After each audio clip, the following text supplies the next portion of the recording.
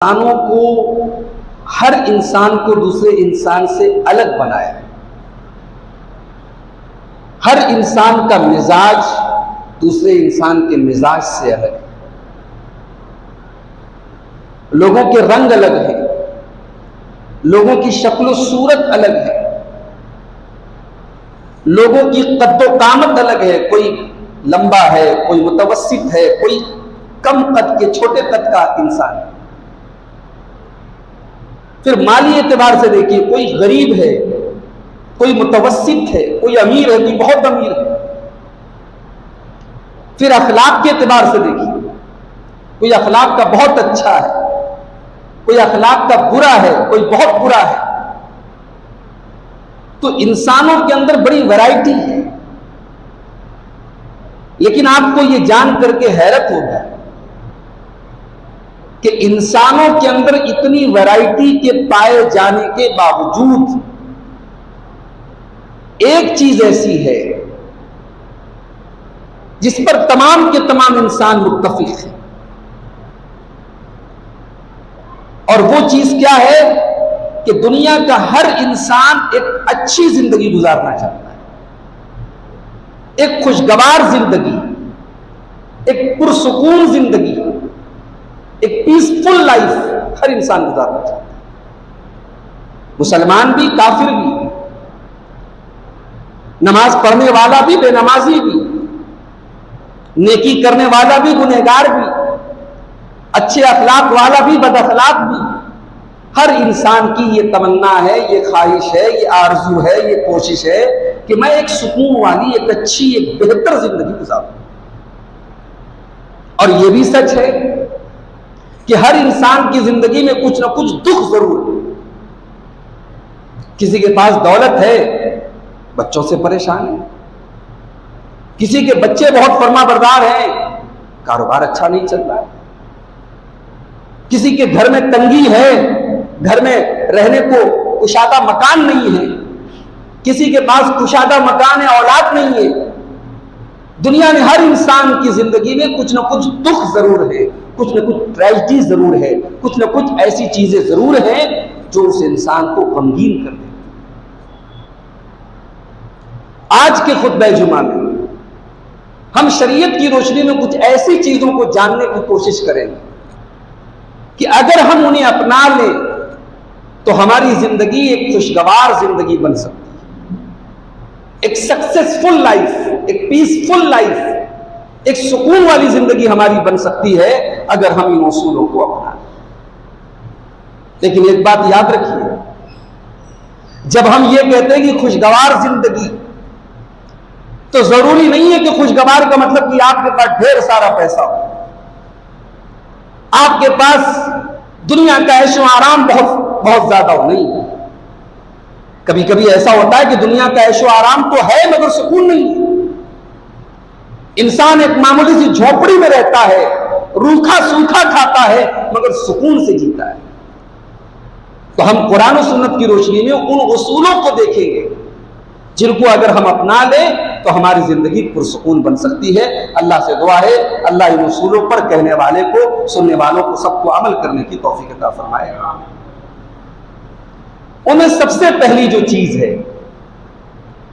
उसका जिक्र अल्लाह ताला ने कुरान करीम के 14वें पारे में सूरतुन नहल की आयत नंबर 97 जो खुतबे मसनूना के बाद मैंने पढ़ी है, उसमें अल्लाह ने उसका जिक्र किया। मन आमिला सालिहम मिन ज़करिन औ उन्सा, जो भी नेक अमल करेगा इस हाल में कि वो ईमान वाला हो, ईमान की हालत में नेक अमल करेगा। मिन ज़करिन औ उन्सा, चाहे वो मर्द हो चाहे वो औरत हो। यहां पर अल्लाह ताला ने औरत का जिक्र इसलिए कर दिया ताकि ये वाज़ेह हो जाए कि हम जो बात बयान करने जा रहे हैं वो मर्दों के लिए भी है, औरतों के लिए भी है। अगर अल्लाह ताला अलग से बयान ना करता तब भी कुरान का हर हुक्म मर्दों के लिए भी है, औरतों के लिए भी है। शरीयत का हर हुक्म मर्दों के लिए भी, औरतों के लिए भी है, मगर यहाँ खास तौर पर अल्लाह ताला ने औरतों का जिक्र भी फरमाया। मन आमिला सालिहम मिन ज़करिन औ उन्सा वहुव मुमिनुन, जो ईमान की हालत में नेक अमल करेगा, चाहे वो मर्दों में से हो चाहे वो औरतों में से हो, अल्लाह का वादा है फलनुहयिन्नहु हयातन तय्यिबा, हम उसे खुशगवार जिंदगी अता फरमाएंगे, हम उसे पाकीज़ा जिंदगी अता फरमाएंगे, उसे सुकून वाली इज्जत वाली जिंदगी हम अता फरमाएंगे। दुनिया के अंदर ईमान और नेक अमल के साथ जो जिंदगी गुजारेगा, अल्लाह का वादा है, और याद रखो अल्लाह का वादा कभी झूठा नहीं हो सकता। अल्लाह का वादा है, अगर आपकी जिंदगी में ईमान है, अगर आपकी जिंदगी में नेक अमल है, अगर आपने जिंदगी में वो अमाल किए जो अल्लाह ताला को महबूब है, अल्लाह को पसंद है, अल्लाह का वादा है हम तुम्हें दुनिया में सुकून वाली जिंदगी अता फरमाएंगे। वलनजज़ियन्नहुम अजरहुम बिअहसनि मा कानू यामलून, और आखिरत में भी तुम्हारे अमल का बेहतरीन बदला तुम्हें हम देंगे। आखिरत में तो जो देंगे वो देंगे, हम तुम्हारी दुनिया को भी बेहतरीन बना देंगे। इंसान गुनाह करके, शिर्क करके, बिदात करके, अल्लाह को नाराज करके आज इज्जत की जिंदगी नहीं गुजार सकता। मेरे आज हमारे मुल्क के जो हालात हैं, हमारी कौम के जो हालात हैं, मैं नहीं समझता कि कोई ऐसा इंसान होगा जो इन हालात को ना समझता हो। कोई ऐसा दिल होगा जिस दिल में इन हालात को देख करके दर्द न पैदा हो। यानी अब वो हालात है कि साहब, ट्रेनों में सफर करना, जो हमारे मुल्क में सबसे सेफ ट्रेवल माना जाता था ट्रेन का सफर, और ट्रेन में भी अगर आप एसी में तो ये माना जाता है कि अच्छे लोग वहां रहते। अब तो साहब ट्रेन में भी महफूज नहीं है आप, कब कौन आए और आपको गोली मार दे और बाद में ये कह दिया जाए साहब उसका मानसिक संतुलन ठीक नहीं था, उसका दिमाग ठीक नहीं था। ये हालात है मेरे भाई। और हम क्या कर रहे हैं साहब, हम 10 मुहर्रम की तारीख को ताज़िए निकाल रहे हैं, हजरत हुसैन के नाम के जुलूस और आलम निकाल रहे हैं। हमारे पास यही रह गया, हम ये शक्ति प्रदर्शन कर रहे हैं। अल्लाह को नाराज करके तुम अपनी ताकत दिखा रहे हो। जिन कामों को अल्लाह नापसंद करता है, जो बिदात और शिर्क के काम है, उन कामों के जरिए तुम दुनिया को अपनी ताकत दिखाना चाहते हो। न दुनिया तुमसे डरेगी और न अल्लाह तबारक व तआला तुमसे राजी होगा। याद रखो मेरे भाइयों, अल्लाह को 2 ही चीजों के जरिए राजी किया जा सकता है, ईमान और नेक अमल। जहां ईमान खत्म हुआ, जहां शिर्क आ गया, जहां मजारों पे सजदे आ गए, जहां अल्लाह के अलावा किसी और को मुश्किल कुशा, दस्तगीर, गौसे आजम और गरीब नवाज की का लक़ब दे दिया गया, जहां शिर्क की दुकानें खुल गई, वहां जिल्लत और रुसवाई ही आएगी, वहां इज्जत की जिंदगी आपको नहीं मिल सकती। अल्लाह का वादा है, तुम ईमान वाले तो बनो, तुम तौहीद वाले तो बनो, हम जरूर तुम्हारी मदद करेंगे। कुरान करीम का 18वां पारा उठाए, सूरह नूर में अल्लाह ने फरमाया, वादल्लाहुल्लज़ीना आमनू मिनकुम वामिलुस्सालिहाति लयस्तख्लिफन्नहुम फिल अर्दि कमस्तख्लफल्लज़ीना मिन क़ब्लिहिम। ऐ ईमान वालो, अल्लाह का वादा है, अल्लाह जरूर तुम्हारी मदद करेगा। वलयुमक्किनन्न लहुम दीनहुमुल्लज़ी इर्तदा लहुम, तुम्हारे दीन को अल्लाह ताला दुनिया में गालिब कर देगा। वलयुबद्दिलन्नहुम मिन बादि खौफिहिम अमना, तुम्हारे खौफ को, तुम्हारी दहशत को, तुम्हारे डर को अल्लाह ताला अमन और शांति में तब्दील कर देगा। शर्त क्या है? याबुदूननी ला युशरिकून बी शैया, तुम सिर्फ और सिर्फ मेरी इबादत करना, तुम मेरे साथ शिर्क न करना। अल्लाह का वादा क्लियर है। तुम शिर्क करके अल्लाह की मदद मांगोगे, अल्लाह की मदद कहां से आएगी? तो ये पहला उसूल है मेरे भाई, ईमान पैदा करो और नेक अमल पैदा करो। आज हमारी सोसाइटी की हालात आप देख, हमारे नौजवानों की हालात आप देख ले, कौन सी ऐसी बुराई है जो हमारे नौजवान में नहीं पाई? हमारी बस्तियां, हमारे इलाके क्राइम्स के लिए जाने जाते हैं, हमारी नस्लें जिहालत और तालीम से दूरी के लिए जानी जाती है। हमारे नौजवान लड़के 8वीं फेल, 10वीं फेल, उनको कामों में लगा दिया जाता है, और हमारी लड़कियां साहब माशाअल्लाह ग्रेजुएशन कर रही हैं, हमारी लड़कियां नीट के एग्जाम में पास हो रही है, हमारा सीना बड़ा फख्र से ऊंचा हो रहा है कि साहब हमारी कौम की बेटियां बड़े इम्तियाजी नंबरों से पास हो रही है। हमारी कौम की बेटियां तो माशाल्लाह बहुत पढ़ रही हैं, हमारी कौम के बेटे कहां चले गए? बुर्का ओढ़ लिया क्या उन्होंने? मर गए, वो खप गए, दफन हो गए, कहां गए? हमारी कौम के लड़के शराब के अड्डों पे मिलेंगे आप, हमारी कौम के नौजवान लड़के ज़िना के अड्डों पे मिलेंगे, मुंह में गुटखा दबाए आपको मिलेंगे, और शैतानों के जैसा बाल रखे हुए आपको मिलेंगे, फैशनबाजी में आपको मिलेंगे, इश्कबाजी में आपको मिलेंगे। वो तालीम के मैदान में आपको नहीं मिलेंगे, वो कोचिंग सेंटर्स में नहीं मिलेंगे, वो स्कूलों और कॉलेजों में नहीं मिलेंगे, वो दीनी इदारों में नहीं मिलेंगे, वो मिलेंगे तो जुर्म के अड्डों पे मिलेंगे। हमें दूसरों को दोष देने से पहले अपने गिरबान में झांकना चाहिए कि आज हमारी कौम कहां खड़ी है। मेरे भाई, दुनिया का उसूल है, हमारे अपने घरों का उसूल है। हमारे घर में जो चीजें वेस्ट हो जाती हैं उन्हें कूड़ेदान में फेंक देते हैं, उन्हें हम घर के कबाड़ खाने में डाल देते हैं। कहीं हम अपने ऊपर गौर करें, हम अपने मुल्क में कबाड़ तो नहीं बन रहे, हम गार्बेज तो नहीं बन रहे। इस मुल्क में, जिस मुल्क को आजाद कराने में हमारे बाप दादा ने कुर्बानियां दी हैं, हमारे उलमा ने फांसी के फंदे पर अपनी जानें दी है, इस मुल्क में आज हमारी हैसियत क्या है, हम इस पर गौर करें और इस मुल्क के लिए हम क्या कर सकते हैं। और इस मुल्क में रह करके आज हम तालीम के मैदान में, कारोबार के मैदान में हम पिछड़े हैं। हमारी बस्तियां, अभी हरियाणा के मामला चल रहे, मसाइल चल रहे, दुआ कीजिए अल्लाह रहम करे, अल्लाह रहम करे, अल्लाह हमारे मुल्क के तमाम बाशिंदों को अकल और सूझबूझ दे।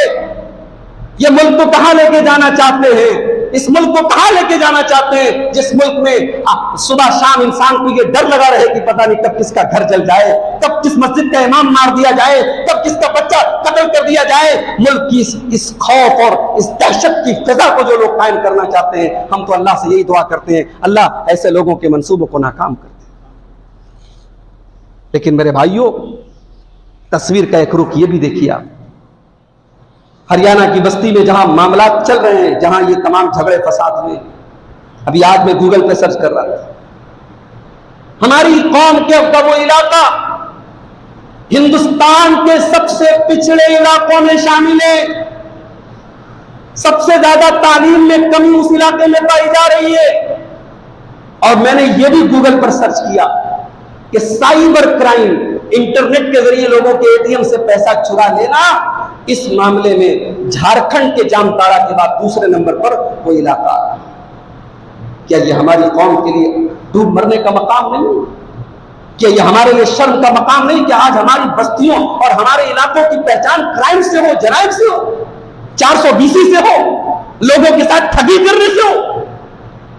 अफसोस होता है मेरे भाई, अफसोस होता है। हम आज अपने आप को मुसलमान कहते हैं, हम कभी अपने गिरबान में झांके, हम दूसरों को जालिम कहते हैं, कभी अपने गिरबान में झांके हम खुद सबसे बड़े जालिम हैं।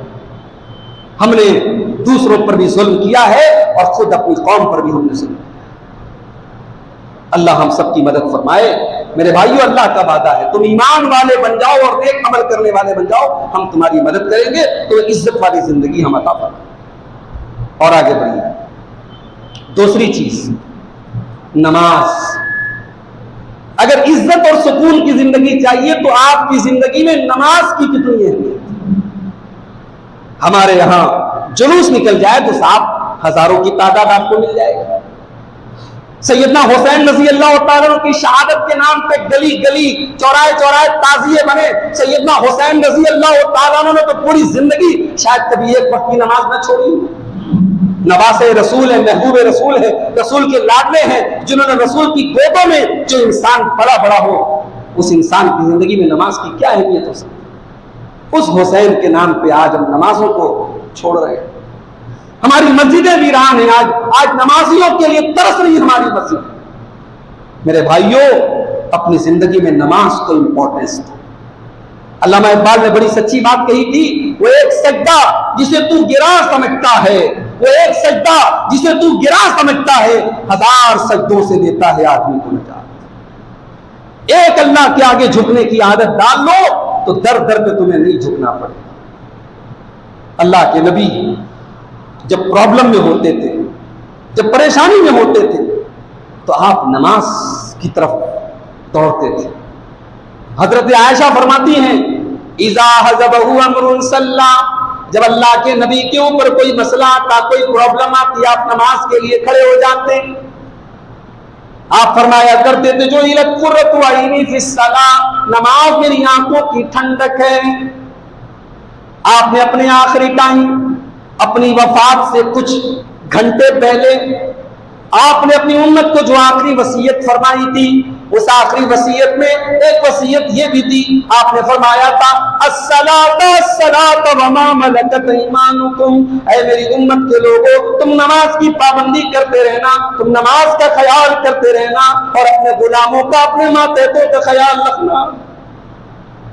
नमाज की पाबंदी इस कदर थी नबी और सहाबा के दौर में।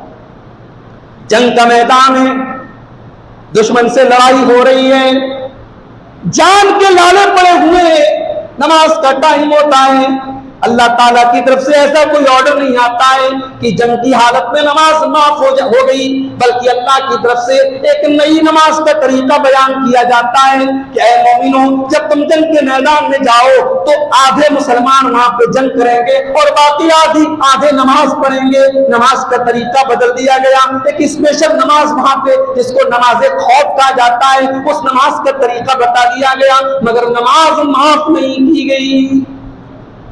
जंग के हालात में भी नमाज माफ हुई। गज़वा खंदक के मौके पर जब लड़ाई शिद्दत से हो रही थी, अल्लाह के नबी सहाबे किराम के साथ लड़ाई में मसरूफ थे। असर की नमाज का टाइम आया, आप असर की नमाज नहीं पढ़ पाए, सूरज गुरूब हो गया, मगरिब का टाइम हो गया। अल्लाह के प्यारे हबीब की जुबान से आमतौर से बद्दुआ नहीं निकला करती थी, मगर आज आपकी असर की नमाज कज़ा हो गई तो आपकी जुबान से बद्दुआ के जुमले निकले। आपने फरमाया मल अल्लाहु बुयूतहुम व कुबूरहुम नारा, अल्लाह ताला इनके घरों को और इनकी कब्रों को जहन्नम की आग से भर दे। शगलूना अनिस सलातिल वुस्ता, इनकी वजह से हमारी असर की नमाज कज़ा हो गई। असर की नमाज छूट, नमाज की आपकी जिंदगी में, हमारी जिंदगी में क्या अहमियत है? नमाज छोड़ गई कोई मसला नहीं, सफर में हो, हजर में हो, बीमार हो, नमाज किसी हाल में माफ नहीं।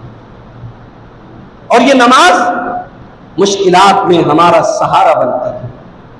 अल्लाह ने कुरान में फरमाया वस्तईनु बिस्सब्रि वस्सलाह, सब्र और नमाज के जरिए तुम मदद चाहो, नमाज के जरिए तुम अल्लाह की मदद तलब करो।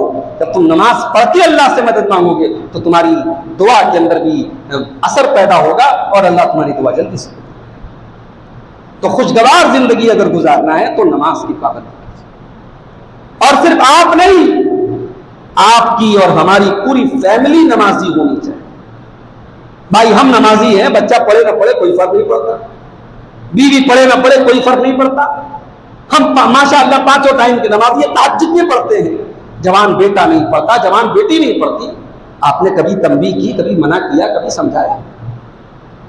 अल्लाह ने कुरान में फरमाया वअमुर अहलका बिस्सलाति वस्तबिर अलैहा, खुद भी नमाज की पाबंदी करो और अपने घर वालों को, अपनी फैमिली को नमाज का हुक्म दो। तो नमाज की पाबंदी ये दूसरी चीज। खुशगवार जिंदगी अगर गुजारना है, पुरसुकून जिंदगी अगर गुजारना है तो हमको नमाज कायम करनी पड़ेगी, नमाज को अपनाना पड़ेगा। तीसरी चीज, गुनाहों से बचना। जहां तक मुमकिन हो अपने आप को गुनाहों से बचाओ, और इसी को शरीयत में तकवा कहा गया। भाई तकवा किसी और चीज का नाम नहीं है, तकवा इसी का नाम है कि हमसे जहां तक हो सके हम अपने आप को गुनाहों से बचाएं। इसीलिए हजरत उबई बिन काब रजी अल्लाह ताला से एक मरतबा हजरत उमर फारूक ने पूछा था कि तकवा किसको कहते हैं, तो हजरत उबई बिन काब ने कहा था कि अमीरुल मोमिनीन ये बताइए कि अगर आप किसी ऐसे रास्ते से जा रहे हो, रास्ता बड़ा तंग हो, बड़ा सकरा रास्ता हो और दोनों तरफ कांटेदार झाड़ियां हो, तो आप कैसे निकलेंगे ऐसे रास्ते से? हजरत उमर ने कहा उशम्मिरु सौबी, मैं अपने कपड़ों को समेट लूंगा और अपने दामन को बचा बचा के रास्ते को पार करूंगा। हजरत उबई बिन काब ने कहा इसी का नाम तकवा है, तकवा इसी का नाम है। गुनाहों के और शैतान के कांटे हर तरफ फिक्रे पड़े हैं और इन्हीं कांटों के बीच में से अपने दामन को बचाना, इसी का नाम तकवा है। अगर हमारी जिंदगी में तकवा होगा, अल्लाह का वादा है। अल्लाह ने फरमाया सूरह तलाक के अंदर, वमन यत्तकिल्लाह यजअल लहू मखरजा व यरज़ुक़हु मिन हैसु ला यहतसिब, जो अल्लाह से डरेगा, जो अल्लाह का तकवा इख्तियार करेगा, अल्लाह जरूर उसके लिए कोई ना कोई रास्ता निकालेगा और अल्लाह वहां से रोजी देगा जहां से वो सोच भी नहीं सकता।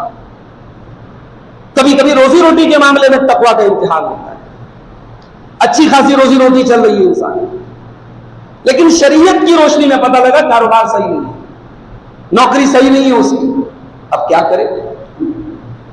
अब जाहिर है कि माल की मोहब्बत हर इंसान, कोई अगर ये कहता है साहब मुझे माल पसंद नहीं है, तो झूठ बोल रहा है। अल्लाह का कुरान में अल्लाह का फरमान है कि वइन्नहु लिहुब्बिल खैरि लशदीद, इंसान के अंदर माल की मोहब्बत बहुत ज्यादा है। अब एक तरफ माल है, एक तरफ कारोबार है, और दूसरी तरफ अल्लाह और उसके रसूल की मोहब्बत।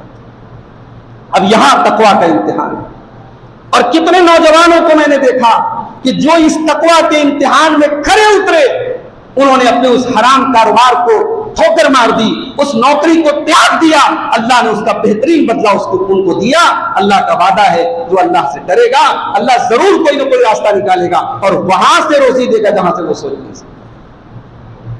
और उसी सूरह तलाक में अल्लाह ने फरमाया, वमन यत्तकिल्लाह यजअल लहू मिन अम्रिही युसरा, जो अल्लाह से डरेगा, जो अल्लाह का तकवा इख्तियार करेगा, अल्लाह जरूर उसके लिए कोई ना कोई आसानी निकालेगा। अल्लाह फरमाता है, वलौ अन्ना अहलल कुरा आमनू वत्तक़ौ लफ़तहना अलैहिम बरकातिन मिनस समाई वल अर्ज़, ऐ लोगों, अगर ये बस्ती वाले जिन पर हमारा अजाब नाजिल हुआ था, अगर ये बस्ती वाले मोमिन होते, ईमान वाले होते और तकवा वाले होते, तो हम क्यों उनके ऊपर अपना अजाब नाजिल करते? हम अपना अजाब क्यों नाजिल करते? हम तो बरकतों के दरवाजे खोल देते, आसमानों से बरकतें नाजिल करते, जमीन से बरकतें नाजिल करते। आज आप देख लें, बारिश जहां होनी चाहिए, जहां जरूरत है, जहां किसान तरस रहा है, खेती को बारिश की जरूरत है, वहां बारिश नहीं हो रही, और जहां बारिश की जरूरत नहीं है, वहां जरूरत से ज्यादा बारिश हो। ये मौसम की बेइतदाली क्यों है? ये सर्दी आती है तो इस कदर सर्दी, गर्मी आती है तो इस कदर गर्मी, बारिश है तो इस कदर बारिश, ये सैलाब की आफत, ये दुनिया भर की अलग अलग बीमारियां, ये वायरस, ये क्यों है मेरे भाई? ये हमारे और आपके करतूतों का नतीजा। वमा असाबकुम मिन मुसीबतिन फबिमा कसबत अयदीकुम, तुम्हें जो भी मुसीबतें पहुंचती हैं वो तुम्हारे करतूतों का नतीजा है। वयाफू अन कसीर, अल्लाह ताला तो तुम्हारे बहुत सारे गुनाहों को माफ करता है। तो ये तीसरी चीज है कि हमें अल्लाह का तकवा इख्तियार करना पड़ेगा, अल्लाह से डरना पड़ेगा। अच्छा, अब चौथी चीज, हम इंसान हैं, हम गुनाहों से बचने की पूरी कोशिश करते हैं, मगर इंसान होने के नाते कुछ न कुछ गलतियां और गुनाह हर इंसान से हो जाते हैं। अब गुनाह हो गया तो अब क्या किया जाए? गुनाह हो गया तो दो रास्ते हैं, एक आदम अलैहिस्सलाम वाला रास्ता है, एक इब्लीस वाला रास्ता है। आदम अलैहिस्सलाम वाला रास्ता क्या है कि इंसान से अगर कोई गलती हो जाए, इंसान शर्मिंदा हो, इंसान को एहसास हो कि नहीं भाई मैंने गलत कहा, अल्लाह से माफी मांगे, अल्लाह से तौबा करे, अल्लाह उसकी तौबा को कबूल कर ले। और दूसरा रास्ता है इब्लीस वाला रास्ता, कि गुनाह कर दिया, अल्लाह की नाफरमानी कर दी और कोई एहसास नहीं कि मैंने गलत किया है, अपने गुनाह के ऊपर जमा हुआ है, डटा हुआ है, ढिकाई कर रहा है। तो जो गुनाह के बाद तौबा कर लेता है, अल्लाह उस इंसान को भी खुशगवार जिंदगी अता फरमाता है।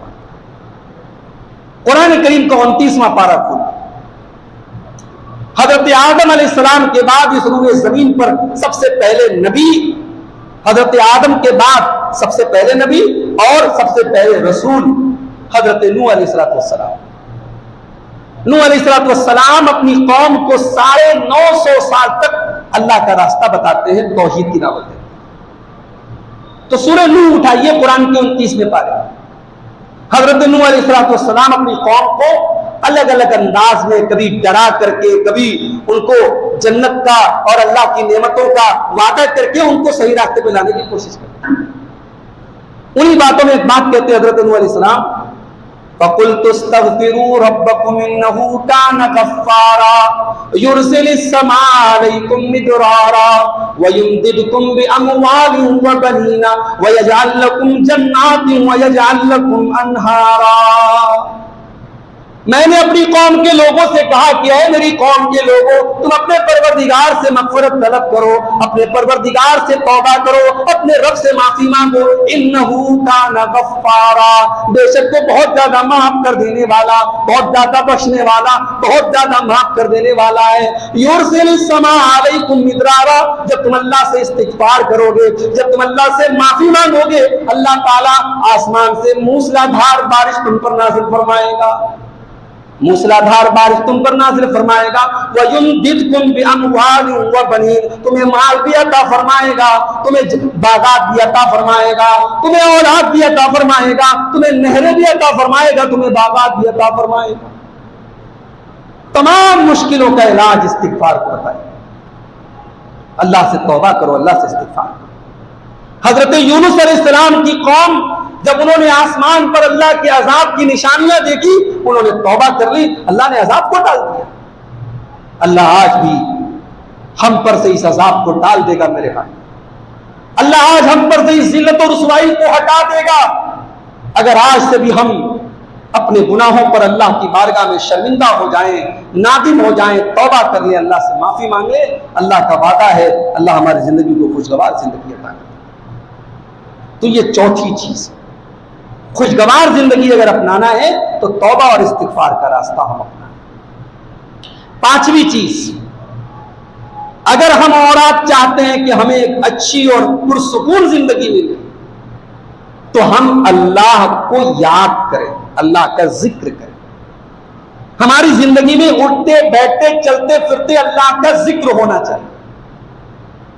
सवारी पर बैठे सुभान अल्लज़ी सख्खर लना हाज़ा व मा कुन्ना लहू, घर में दाखिल हुए बिस्मिल्लाह पढ़ के निकले, घर से बाहर निकले बिस्मिल्लाह तवक्कलतु अलल्लाह ला हौला वला कुव्वता इल्ला बिल्लाह पढ़, मस्जिद में दाखिल हुए अल्लाहुम्मा अफ्तह ली अब्वाब रहमतिका, मस्जिद से निकले अल्लाहुम्मा इन्नी अस्अलुका मिन फज़लिका।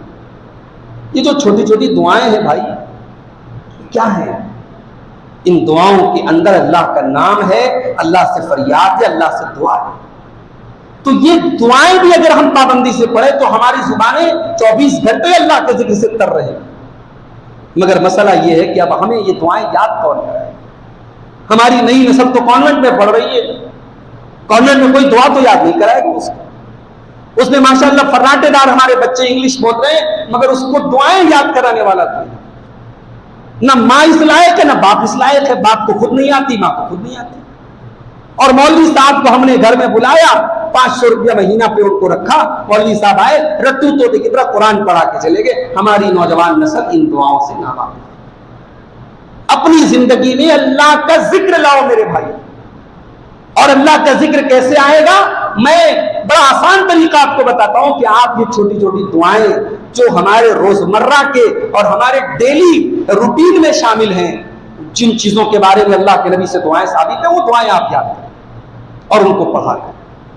अल्लाह तबारक व तआला कुरान में कहता है फज़कुरूनी अज़कुरकुम, मुझे याद करो मैं तुम्हें याद करूं। और एक हदीस में अल्लाह के नबी फरमाते हैं कि अल्लाह ताला कहता है कि मेरा बंदा जब मुझे अपने अच्छे दिनों में याद करता है तो मैं उसकी परेशानी के दिन में उसको याद करता हूं। जब मेरा बंदा मुझे अपने, आमतौर से इंसान जब बीमार होता है, जब तकलीफ में होता है, जब मुसीबत में, तब अल्लाह को याद करता है। अच्छे दिनों में कोई अल्लाह को याद नहीं करता। जब माल और दौलत जारी हो, बच्चे सुकून से रह रहे हो और जिंदगी की आसाइशें मिल रही हो, तब कौन अल्लाह को याद करता है? तारफ़ इलैहि फिर रखा, अल्लाह के नबी फरमाते हैं अल्लाह को उस टाइम पहचानो जब तुम्हारे अच्छे दिन हो, या अरिफ़्ता फी शिद्दा, तो तुम्हारे बुरे दिनों में अल्लाह तुमको पहचानेगा, अल्लाह तुम्हारी मदद करेगा। तो ये पांचवी चीज है कि हम अल्लाह का जिक्र करें। छठी चीज, खुशगवार जिंदगी गुजारने का छठा उसूल वो ये है कि साहब अगर हमें नेमतें मिल रही हैं, हमारा कारोबार अच्छा चल रहा है, हमारे बाल बच्चे सुकून से रह रहे हैं, तो हम अल्लाह का शुक्र अदा करते हैं। वइस्ताज़न रब्बुकुम लइन शकरतुम लाज़ीदन्नकुम, तुम्हारे परवरदिगार ने ये ऐलान कर दिया है, लइन शकरतुम लाज़ीदन्नकुम, अगर तुम अल्लाह ताला का शुक्रिया अदा करोगे तो अल्लाह और देगा, व लइन कफरतुम, और अगर तुम नाशुक्री करोगे, इन्ना अज़ाबी लशदीद, तो अल्लाह का अज़ाब बहुत दर्दनाक है। कभी जिंदगी में नाशुक्री मत करो, अल्लाह ने जो दिया है उस पर अल्लाह का शुक्र। मैं कहता हूं कभी कभी इंसान के लिए गरीबी उतनी बड़ी मुसीबत नहीं होती जितनी बड़ी मुसीबत उसके लिए दौलत होती है। जब तक इंसान कमजोर होता है, मुआशरे में दबा कुचला रहता है, तब तक वो ठीक रहता है। जब उसको उरूज मिलता है, ताकत मिलती है, पावर मिलता है, वो अल्लाह को भूल जाता है, वो अपने आप को भूल जाता है। इसलिए शुक्र को अपनी जिंदगी का एक सेवा बना। कुरान करीम में अल्लाह ताला ने हजरत सुलेमान अलैहिस्सलाम का जिक्र। सुलेमान अलैहिस्सलाम अल्लाह के ऐसे पैगंबर थे जिनको अल्लाह ताला ने बहुत सारे सुपर नेचुरल पावर से नवाजा था। जिन्नात पर उनका कंट्रोल था, परिंदों की बोलियां वो जानते थे, छोटे छोटे कीड़े मकोड़ों की बोलियां वो जानते थे, हवा उनके कंट्रोल में थी, एक महीने का सफर सुबह से शाम तक तय कर लेते थे। यानी अल्लाह ताला ने अपने इस पैगंबर को, अपने इस नबी को बहुत सारी सुपर नेचुरल ताकतें अता फरमाई थी। एक मर्तबा हजरत सुलेमान जा रहे थे, रास्ते से एक चींटियों की वादी का, चींटियों के बिल के पास से हजरत सुलेमान का गुजर। तो जो चींटियों की रानी थी उसने अपनी बाकी चींटियों से कहा कि ऐ चींटियों, अपने अपने बिलों में दाखिल हो जाओ। कालत नमलतु या अय्युहन नमलु दुखुलू मसाकिनकुम, एक चींटी ने कहा कि ऐ चींटियों, तुम अपने अपने बिलों में दाखिल हो जाओ। ला यहतिमन्नकुम सुलेमान व जुनूदुहु, कहीं ऐसा ना हो, कहीं ऐसा ना हो कि सुलेमान और उसका लश्कर तुम्हें रौंद डाले, वहुम ला यशउरून, और उनको पता भी न चले। देखिए, चींटियों की जो लीडर थी उसको अपनी कौम की कितनी फिक्र है। आज हमारे लीडरों का भी अल्लाह ही खैर करे। आज हमारे लीडर तो ऐसे हैं, अल्लाह खैर करे, वक्त आएगा तो वो पहले अपनी फिक्र करेंगे, कौम की फिक्र नहीं करेंगे। उस चींटी ने सबक दिया कि लीडरशिप ऐसी होनी चाहिए। उसने अपनी जान की अकेले फिक्र नहीं की, उसने पूरी कौम से कहा कि ऐ चींटियों, जल्दी से बिल में चली जाओ। और उस चींटी को अल्लाह ने कितना दिमाग दिया है, कितनी अकल दी है।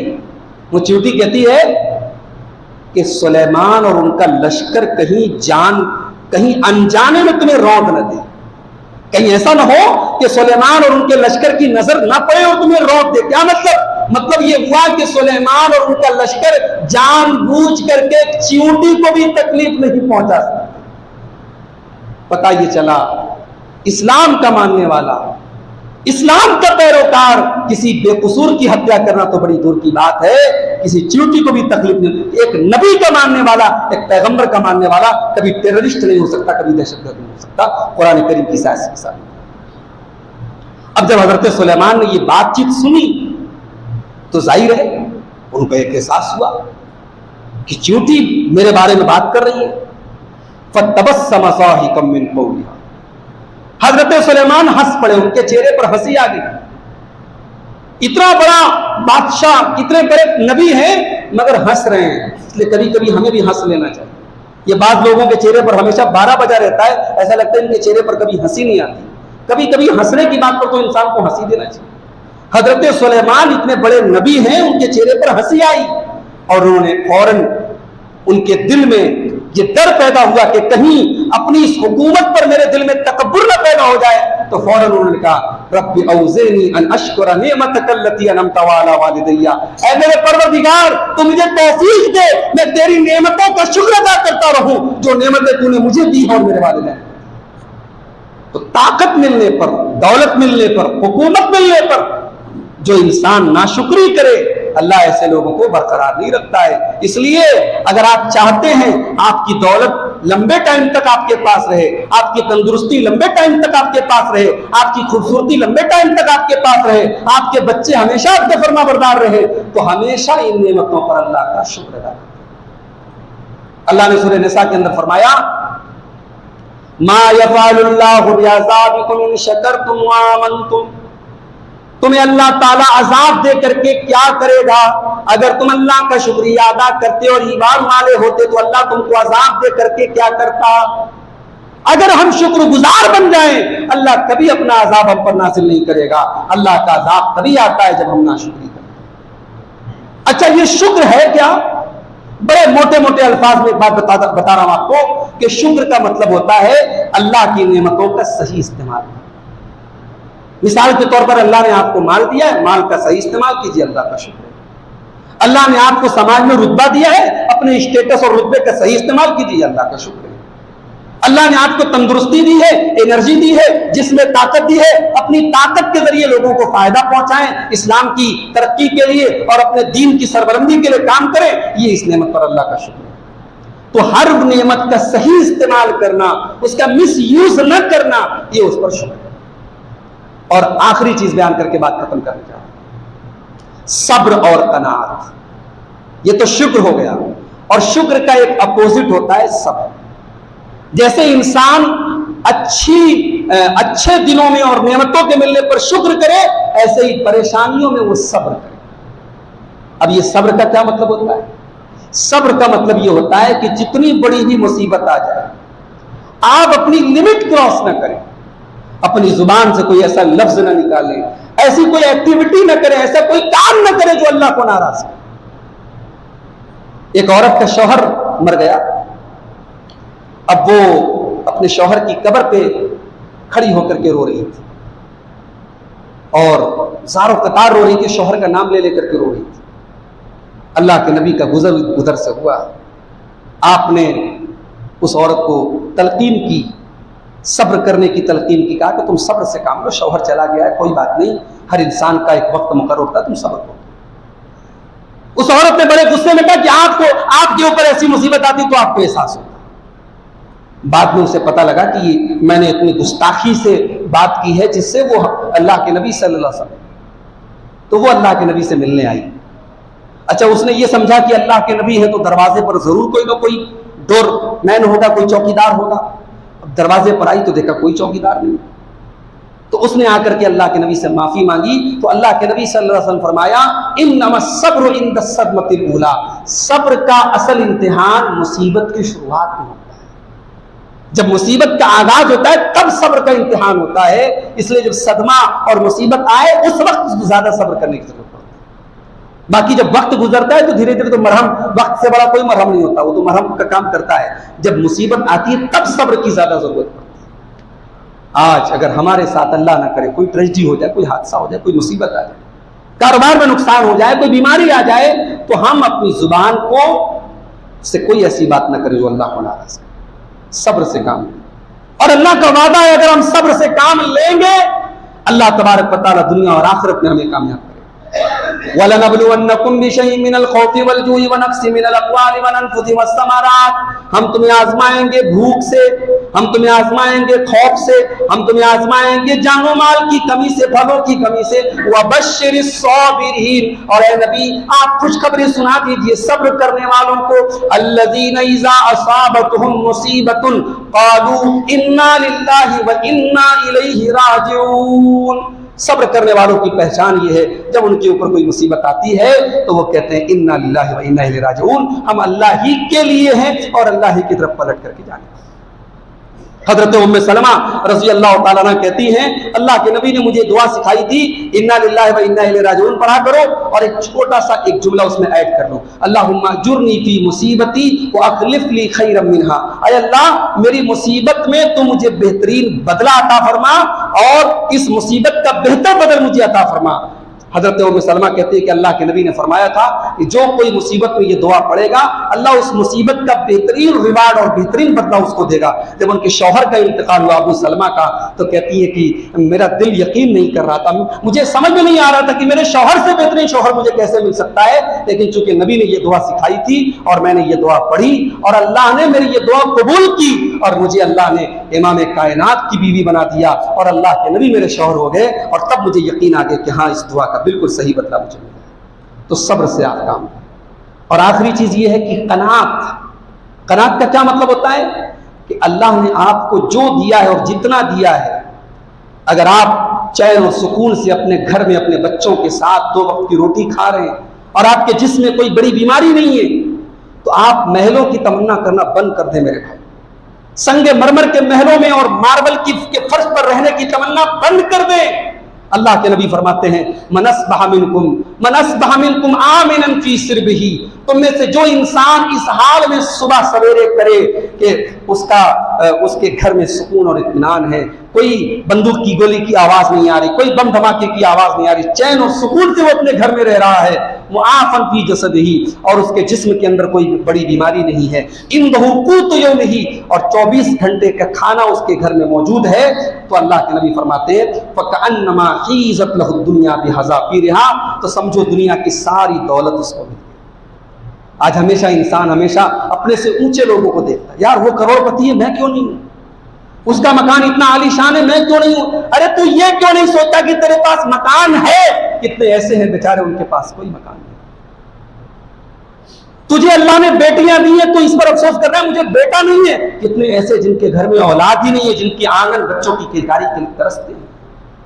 तुम इस फिक्र में हो कि मेरे घर में बेहतरीन और मुरक्कन खाने नहीं बनते। कितने दुनिया में ऐसे हैं जो सुबह को नाश्ता करते हैं तो दोपहर के खाने का कुछ अता पता नहीं होता, और दोपहर को खाना खाते तो शाम का अता पता नहीं होता। इसीलिए अल्लाह के प्यारे हबीब फरमाते हैं हमेशा अपने से नीचे के लोगों को देखा, उन्ज़ुरू इला मन हुवा अस्फल मिनकुम, अपने से नीचे के लोगों को देखा करो, अपने से ऊपर के लोगों को मत देखा करो। जब तुम अपने से नीचे के लोगों को देखोगे फ़इन्नहु अजदरु अल्लाह तज़दरू नेमत अल्लाह, तो अपने से नीचे के लोगों को देख करके तुम्हें अल्लाह के एहसानात याद आएंगे और अल्लाह की नेमतों को तुम हकीर नहीं समझोगे। तो एक खुशगवार जिंदगी गुजारने के ये चंद उसूल मैंने आपके सामने किताब और सुन्नत की रोशनी में बयान किए हैं। मुल्क के मौजूदा हालात को लेकर के भी कुछ बातें मैंने रखी हैं।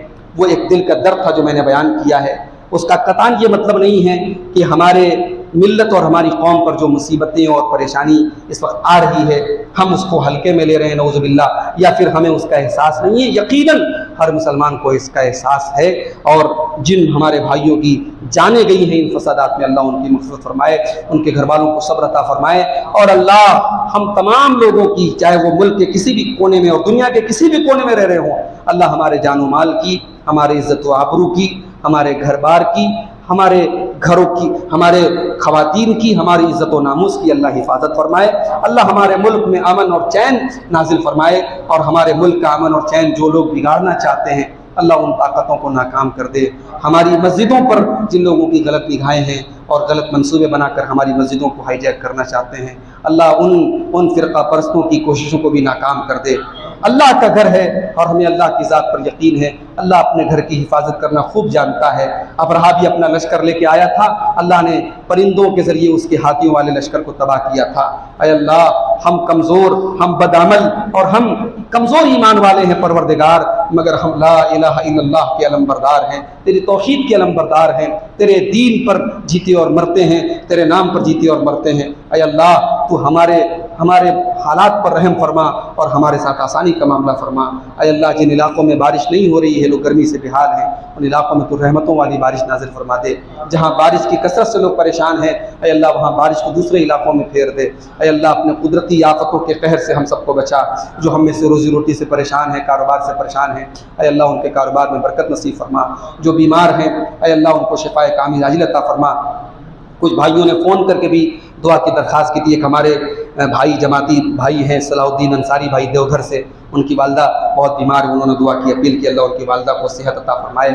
और जो भी हमारे भाई बहन बीमार हैं अल्लाह सबको सेहत तंदुरुस्ती अता फरमाए। अल्लाह जब तक हमें दुनिया में ज़िंदा रखे, इस्लाम पर ज़िंदा रखे, और हम सब का खात्मा ईमान पर हो। आमीन। व आखिर दावाना अनिल हम्दुलिल्लाहि रब्बिल आलमीन।